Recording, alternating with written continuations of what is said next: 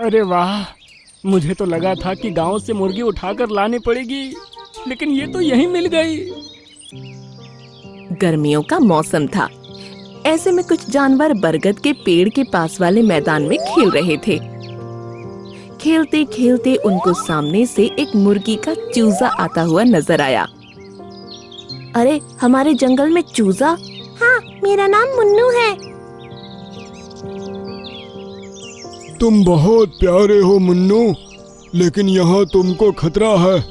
तुम यहाँ जंगल में आए किस लिए हो? तुम तो गांव में रहते हो ना?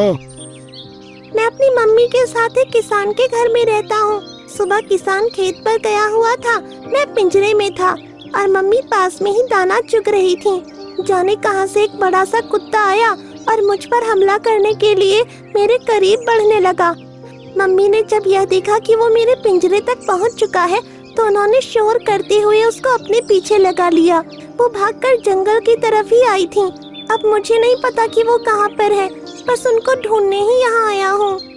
ये सुनकर सभी जानवरों को उस पर दया आ गई। तुम फिक्र मत करो चूजे, हम तुम्हारी मम्मी को ढूंढने में तुम्हारी पूरी मदद करेंगे। ये कहकर उसने बाकी जानवरों से कहा, हम सभी अलग अलग दिशाओं में जाकर मुर्गी मम्मी को ढूंढेंगे।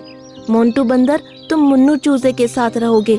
वो मिले या ना मिले, शाम होने पर हम सब यहीं जमा होंगे।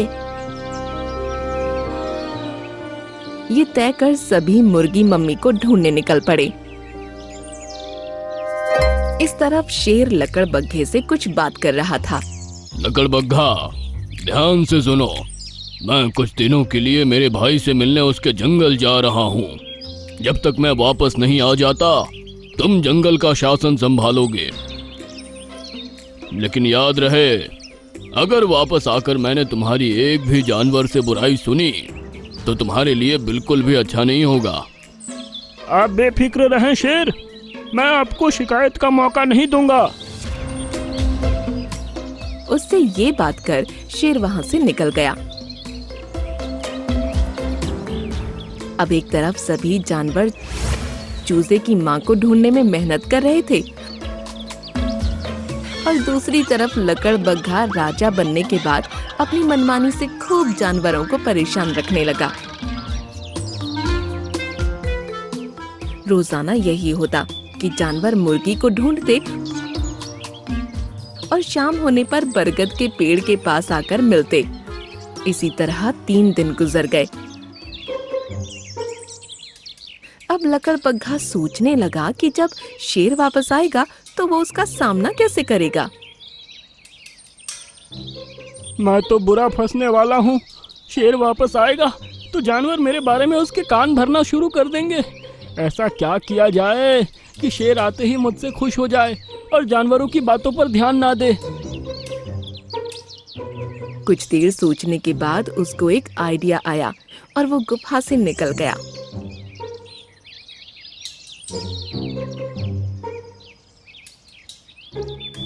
कुछ ही दूरी पर उसको मुर्गी मम्मी नजर आई। उसी टाइम मोंटू बंदर भी वहां मुर्गी मम्मी को ढूंढता हुआ गुजर रहा था। अरे मुर्गी मम्मी, तुम यहाँ हो? अरे वाह, मुझे तो लगा था कि गांव से मुर्गी उठाकर लानी पड़ेगी, लेकिन ये तो यहीं मिल गई। ऐसा कहकर वो मुर्गी की तरफ तेजी से झपटा, लेकिन मुर्गी उससे अपनी जान बचाकर भागने लगी। मेरा पीछा मत करो, छोड़ दो मुझे। तुझे छोड़ दिया तो शेर क्या खाएगा? अब आगे मुर्गी थी और उसके पीछे लकड़बग्घा और उसके पीछे मोंटू बंदर। मुर्गी भागते भागते शेर की गुफा के अंदर ही घुस गई।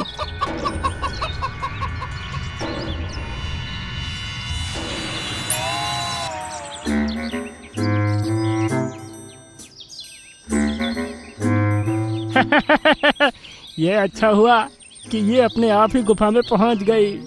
लकड़बग्घा, तुम उस मुर्गी को अभी के अभी रिहा कर दो। मैं इस मुर्गी को नहीं छोड़ने वाला। शेर वापस आने वाला है। जब मैं उसको उसकी पसंदीदा मुर्गी भेंट करूंगा तो वो मुझसे खुश हो जाएगा। ऐसा कहकर उसने अपने 2 और साथियों को बुलवा लिया। वो दोनों गुफा के बाहर रुककर पहरा देने लगे और लकड़बग्घा खुद अंदर चला गया।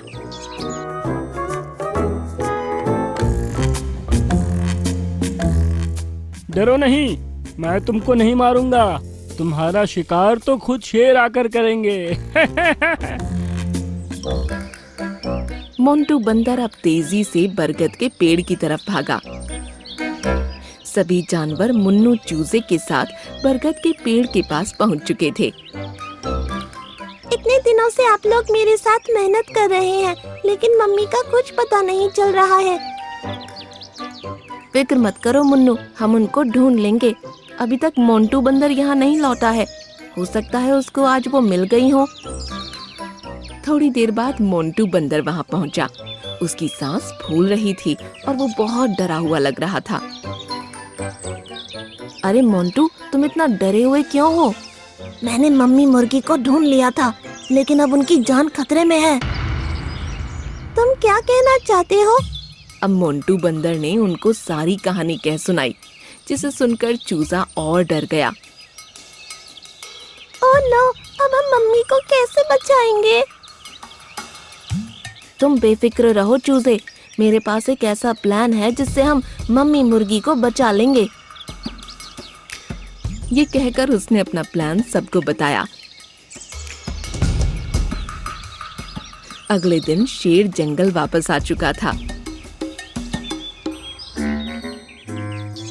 अब वो अपनी गुफा की तरफ ही जा रहा था कि उसने सभी जानवरों को एक साथ बात करते ही सुना। हमें शेर की बहुत याद आएगी, लेकिन अब होनी को कौन टाल सकता है। शेर तो अब मौत का शिकार होने वाले हैं। ये सुनकर शेर को गुस्सा आया और वो उनके सामने पहुंच गया। क्या कहा तुमने? मैं मरने वाला हूँ। शेर, हमने कुछ नहीं कहा, कुछ नहीं कहा। ज्यादा होशियार मत बनो। मुझे बताओ कि कौन कह रहा है मैं मरने वाला हूँ? हम आपको कुछ नहीं बता सकते शेर, वरना हमारी जान भी खतरे में आ जाएगी। तुम मुझे बताते हो या मैं ही तुमको खत्म कर दूं? नहीं नहीं, बताता हूँ शेर। लकड़बग्घा ने तुम्हारे जाने के बाद जब से जंगल को संभाला है, उसकी सभी बहुत ज्यादा इज्जत करने लगे हैं। इसलिए वो चाहता है कि तुमको मार कर अब हमेशा के लिए जंगल पर राज करे। क्या उसको लगता है कि मुझे मारना इतना आसान है? हाँ, उसको पता है आपको वो नहीं मार सकता, इसलिए उसने एक प्लान बनाया है। कैसा प्लान? पास ही के गांव में बर्ड फ्लू फैला है, जिसकी वजह से मुर्गे और मुर्गियों में इतना वायरस फैल गया है कि जो भी उनको खा रहा है उसकी मौत हो रही है। इसी वजह से गांव वालों ने अपने घर के मुर्गे मुर्गियों को बाहर निकाल फेंका और लकड़बग्घा ने उन्हीं में से एक मुर्गी को गुफा के अंदर रखा है। उसका प्लान है कि तुमको तोहफे के रूप में मुर्गी भेंट करेगा और जब तुम उसको खाओगे कुछ देर बाद बीमार पड़ोगे और फिर 2 लकड़बग्घों के साथ मिलकर वो तुम पर हमला करवा देगा। मैं जाकर देखता हूँ क्या बात है।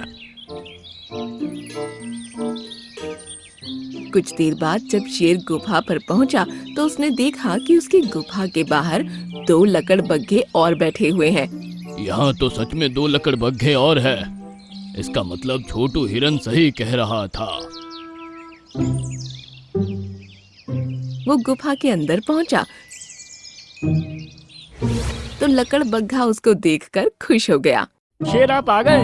ये देखिए, मैंने आपके लिए आपकी पसंदीदा मुर्गी तैयार कर रखी है। तुम यही चाहते हो ना कि मैं ये मुर्गी खाऊं और बीमार पड़ जाऊं? ये आप कैसी बातें कर रहे हैं? मुझे बीमार करके अपने 2 लकड़बग्घे दोस्तों के साथ मिलकर मुझे खत्म कर दोगे, यही चाहते हो ना? लेकिन अफसोस, ऐसा नहीं होगा। ऐसा कहकर शेर उस पर झपट पड़ा और उसको वहीं ठंडा कर दिया। ये देख उसके दोनों दोस्त वहाँ से भाग निकले। तुम यहाँ किस लिए रुकी हो? जल्दी से यहाँ से निकल जाओ, वरना मेरी तबीयत खराब हो जाएगी। ये सुनकर मुर्गी खुश हो गई और वहाँ से भाग निकली। वो कुछ दूरी पर चली ही थी कि उसको सामने से मुन्नू चूजा नजर आया। उसके साथ मोंटू बंदर, छोटू हिरन, रामू हाथी, कालू भालू और बहुत सारे जानवर थे। मेरे बच्चे, मम्मी। दोनों माँ बेटे एक दूसरे से मिलकर बहुत खुश हुए। आप सभी का बहुत बहुत शुक्रिया। आपकी वजह से ही मैं फिर से अपनी मम्मी से मिल पाया हूँ। तुम्हारा धन्यवाद मुन्नू, हमसे मिलने भी आगे आते रहना। उसके बाद सभी जानवर खुशी खुशी दोनों को जंगल की सरहद के पार छोड़ने चले गए।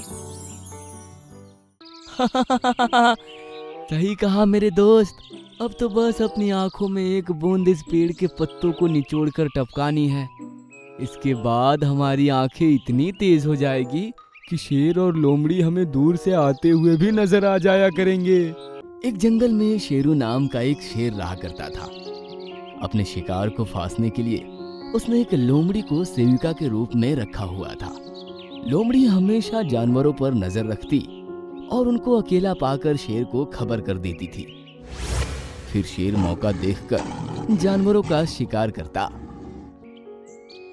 और थोड़ा बहुत उसमें से बचाकर लोमड़ी के लिए छोड़ देता। एक दिन हाथी, हिरन, बंदर और भालू ने एक जगह मिलकर इस समस्या पर चर्चा की। बंदर पेड़ पर बैठकर लोमड़ी के आने का पहरा देने लगा। जब से ये लोमड़ी शेर के साथ मिली है, हमारा जीना मुश्किल हो गया है। दबे पांव आती है और फिर किसी भी जानवर को अकेला देखकर शेर को जाकर बता देती है। अगर ऐसा ही चलता रहा तो एक एक करके जंगल के सभी जानवरों को ये खत्म कर देंगे। हमें कुछ ऐसा करना चाहिए जिससे कि इन दोनों के चंगुल से निकल सकें। मुझे तो कुछ भी नहीं सूझ रहा। अगर मोटू हिरन यहाँ मौजूद होता तो वो कोई अच्छा आइडिया दे देता। तुमने सही कहा। अगर आज जंगल में ये पेड़ नहीं होता तो मोटू हमारे बीच मौजूद होता। भालू ने सामने खड़े एक पेड़ की तरफ इशारा करके कहा, ये पेड़ नहीं होता तो मोटू हमारे बीच मौजूद होता। इसका मतलब मोटू हिरन एक दिन यहाँ से गुजर रहा था। उस दिन धूप बहुत ही ज्यादा थी, इसलिए वो इस पेड़ की छांव में बैठकर आराम करने लगा। तभी इस पेड़ की पत्तियों से दूध टपकने लगा और वो उसकी आंखों में चला गया। सुनकर सभी ने पेड़ की पत्तियों को देखा और हाथी बोला, अरे हाँ, इसमें से तो दूध टपक रहा है। ये सिर्फ दिखने में ही दूध है, लेकिन है बहुत खतरनाक।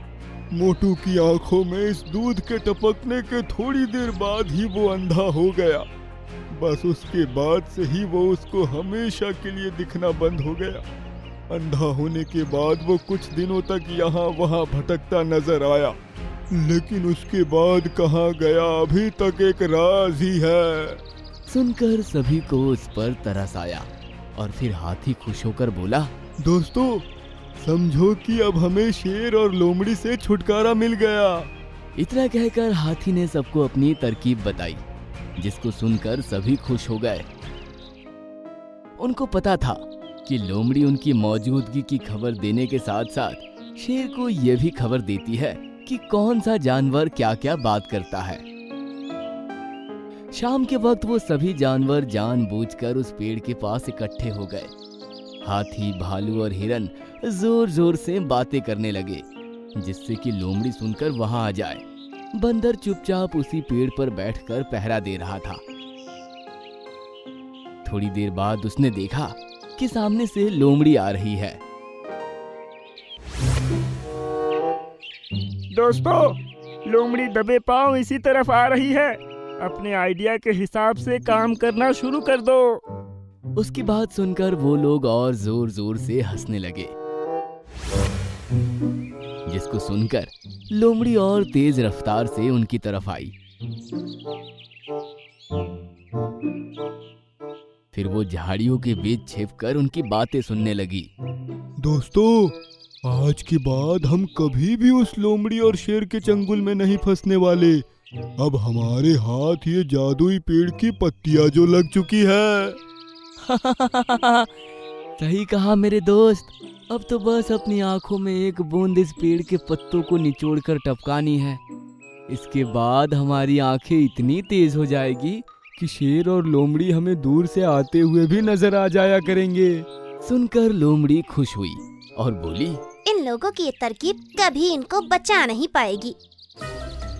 कहकर लोमड़ी वहां से भागी और शेर के पास चली गई। उसके जाते ही बंदर ने पेड़ के ऊपर से कहा, दोस्तों, हमारी चाल कामयाब हो रही है। वो लोमड़ी शेर को बताने के लिए यहाँ से जा चुकी है। सुनकर सभी जानवर खुश हुए और आसपास ही झाड़ियों में छिप गए। थोड़ी देर बाद लोमड़ी शेर के साथ वहां पर आई और हाथी उनको देखकर चुप हो गया। मुझे बताओ कि तुम कौन से पेड़ की पत्तों की बात कर रहे थे जिसके दूध से आंखों की रोशनी तेज हो जाती है? पेड़ के पत्ते, दूध, ये तुम कैसी बातें कर रहे हो? ज्यादा होशियार बनने की जरूरत नहीं है। मैंने अपने कानों से सुना था तुम जो भी इस पेड़ के बारे में बोल रहे थे। ये सुनकर हाथी ने कहा, अब तुमने सुन ही लिया है तो बता देता हूँ। ये जो पेड़ है ना, इसकी पत्तियों से ऐसा दूध निकलता है जिसको आंखों में डाला जाए तो आंखों की रोशनी बहुत तेज हो जाती है। अभी तक जितने भी जानवरों ने इसके दूध को अपनी आंखों में डाला है वो आप दोनों को दूर से ही देखकर भाग जाते हैं। तभी तो मैं यहाँ अकेला खड़ा हूँ। अब तुम लोगों की ये चाल नहीं चलने वाली। मैं भी इसके दूध को अपनी आंखों में डालूंगा। लेकिन शेरू, तुम इसको अपनी आंखों में कैसे डालोगे? इसकी डाल कितनी ऊंची है और तुम उस तक कैसे पहुंचोगे? मैं जंगल का राजा हूँ, समझे? कहकर शेर पेड़ पर बैठे हुए बंदर से बोला, बंदर, जिस पेड़ पर तुम बैठे हो इसकी एक टहनी तोड़कर नीचे फेंको। सुनकर बंदर ने सिर हिलाया और एक टहनी तोड़कर नीचे फेंक दिया। हाथी, अब इसको आंखों में कैसे लगाना है ये काम तुम करोगे। तुम बस अपनी दोनों आंखें खोलो, मैं इसके पत्तों को अच्छे से निचोड़ कर उसमें से दूध निकालता हूँ। सुनकर शेर ने कहा, जल्दी करो। सुनकर हाथी बंदर की तरफ देखकर मुस्कुराया और फिर उसने जमीन पर पड़ी टहनी अपनी सूंड में उठाई। उसमें काफी सारी पत्तियां लगी थी। हाथी ने शेर की आंखों के ऊपर उसको ले जाकर अपनी सूंड से ऐसे निचोड़ा कि एक मोटी बूंद शेर की आंखों में टपक पड़ी। फिर उसने देर ना करते हुए दूसरी आंखों में भी उसकी एक और बूंद टपका दी। महाराज, कैसा महसूस हो रहा है? बहुत ही अच्छा, ठंडा ठंडा। शेर ने कुछ देर आंखें नहीं खोली और उसकी ठंडक का मजा लेता रहा। फिर अचानक से उसकी आंखों में जलन होने लगी और वो चीख मारकर दहाड़ने लगा। ये क्या है? बहुत तेज जलन हो रही है और मैं कुछ देख भी नहीं पा रहा। अब सारे जानवर जो छिपे हुए थे वे बाहर निकल आए। शेर ने आंखें तो खोल ली थी लेकिन अब वो अंधा हो चुका था। वो इधर उधर टकरे मारता और फिर गिर जाता, फिर खड़ा होकर चिल्लाता। ये सब देखकर जानवरों को बड़ा मजा आ रहा था। ये सब क्या है? इनको कुछ नजर क्यों नहीं आ रहा? ये सब हमारी चाल थी तुम दोनों से छुटकारा पाने के लिए। अब ये कभी देख नहीं पाएगा और तुम कभी हमारी चुगली भी नहीं कर पाओगी। कहकर हाथी ने लोमड़ी की गर्दन अपनी सूंड में दबा ली और फिर बंदर ने लोमड़ी की आंखों में भी वही दूध टपका दिया। अब वो दोनों अंधे हो चुके थे तो सब जानवरों ने उन दोनों को उनके हाल पर छोड़ दिया। तब हाथी बोला, क्यों दोस्तों, अक्ल बड़ी या शेर? सुनकर सभी जानवर जोर जोर से हंसने लगे और खुशी मनाने लगे।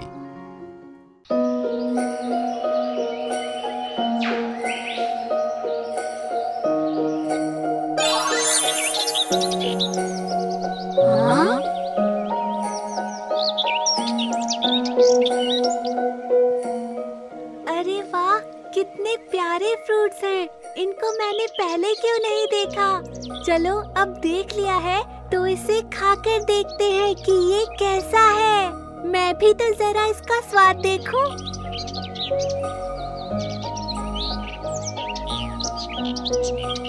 हाँ? अरे ये क्या हो रहा है? आ, आ, आ, आ, आ।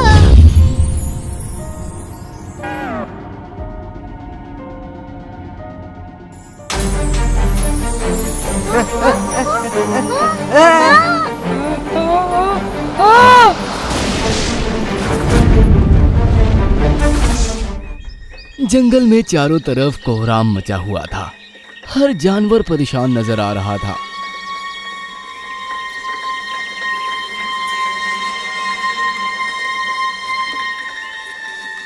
पता नहीं हमारे जंगल को किसकी नजर लग गई है। रोजाना कोई ना कोई जानवर गायब हो जाता है। लेकिन शेर खान, मैंने एक बात पर गौर किया है। जो भी जानवर गायब हुआ है वो आखिरी बार रहस्यमयी दरवाजे के बारे में बात करता हुआ पाया गया है। यकीनन वो उस दरवाजे के अंदर ही गए होंगे। लेकिन वो सभी जानवर समझदार थे। रामू हाथी, छोटू हिरन, मोटू बंदर बघीरा, सभी को रहस्यमयी दरवाजे के बारे में पता था। फिर वो क्यों उसके अंदर जाने की जरूरत करेंगे? ये रहस्यमय दरवाजा क्या है?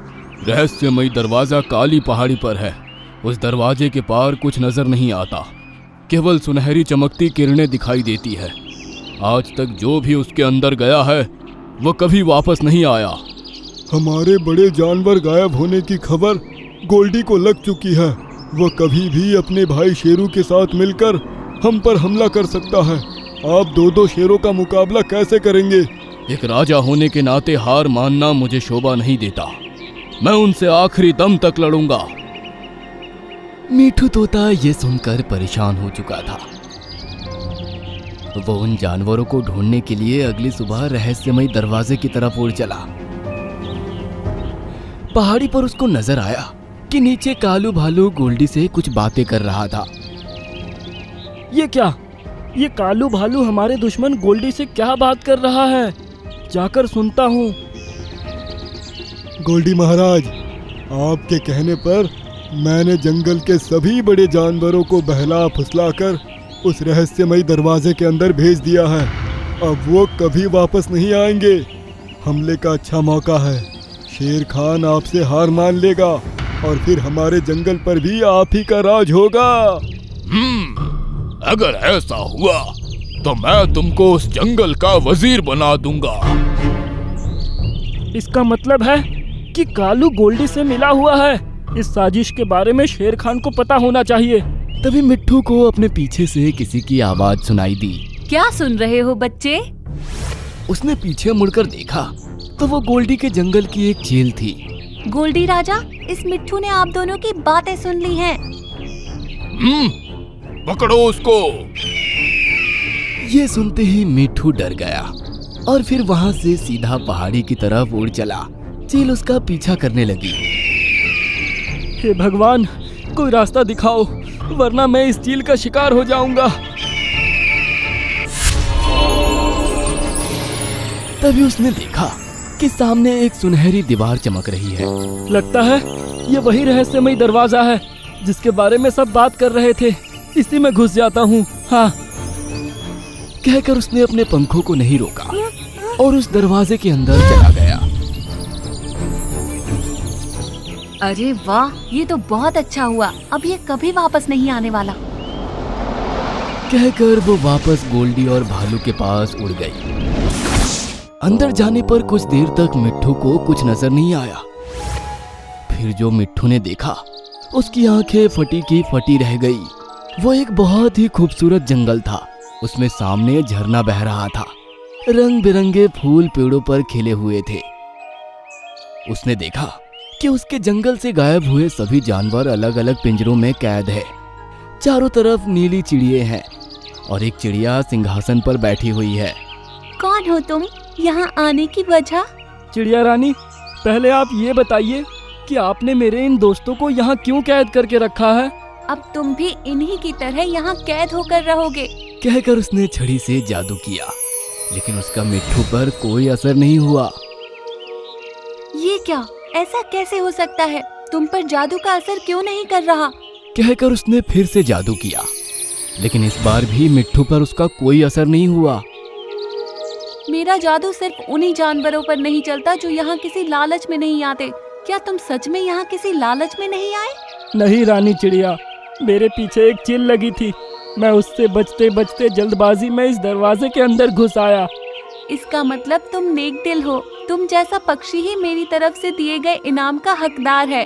कहकर चिड़िया रानी ने जादू किया और तोते के हाथ में भी एक वैसे ही छड़ी आ गई जैसी चिड़िया रानी के पास थी। शुक्रिया चिड़िया रानी, लेकिन मुझे इस टाइम इस छड़ी से ज्यादा अपने इन दोस्तों की जरूरत है।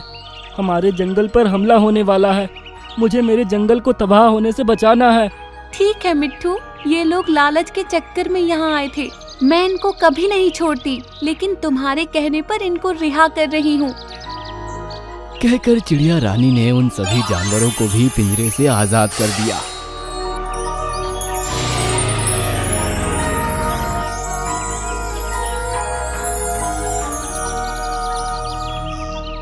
इस तरह जंगल पर गोल्डी ने हमला करने की तैयारी कर ली थी। गोल्डी अपने भाई शेरू के साथ शेर खान के सामने खड़ा था। शेर खान, तुम हार मान लो। तुम्हारे जंगल के सभी जानवर जा चुके हैं और हम 2 बाघ हैं। तुम अकेले 2 बाघों का मुकाबला नहीं कर सकते। कोई बात नहीं, मैं चाहे मर भी जाऊं, हार नहीं मानूंगा। मैं यहाँ का राजा हूँ, राजा ही मरूंगा। कहकर शेर खान उन पर झपट पड़ा। तभी वहां मिट्ठू बाकी जानवरों को लेकर पहुंच गया। रुक जाइए शेर खान, अब आप खुद को अकेला मत समझिए। सभी जानवरों ने देखा कि मिट्ठू अपने साथ सभी खोए हुए जानवरों को लेकर आ चुका है। गोल्डी और भालू भी ये देखकर हैरान हो गए। शेर खान, सारे जानवरों को बहलाकर रहस्यमय दरवाजे के अंदर कालू भालू ने भेजा था। ये गोल्डी से मिला हुआ है। अगर ऐसा है तो इसको इसकी सजा जरूर मिलेगी। तुम एक शेर होकर हम 2 का मुकाबला नहीं कर पाओगे। हार मान लो, इसी में तुम सबकी भलाई है। शेर खान अकेले नहीं है। कहकर मिट्ठू ने शेर खान के ऊपर अपनी छड़ी से जादू किया और शेर खान के जैसा एक और शेर उसकी बराबर में आ गया। हाँ, ये कैसे हो सकता है? अब दोनों शेर खान ने उन दोनों पर हमला बोल दिया। काफी देर लड़ने के बाद गोल्डी और उसका भाई थक कर चूर हो गए और उन्होंने हार मान ली।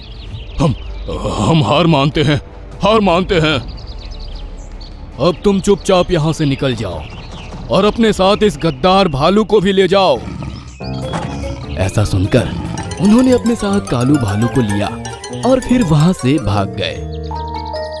शेर खान और बाकी के सभी जानवरों ने मिट्ठू को बहुत बहुत धन्यवाद दिया। उसके बाद सभी जानवर फिर से एक साथ खुशी खुशी रहने लगे और मिट्ठू तोता हमेशा अपनी जादुई छड़ी से जानवरों की मदद करने लगा। वो रहस्यमय दरवाजा आज भी खुला हुआ है।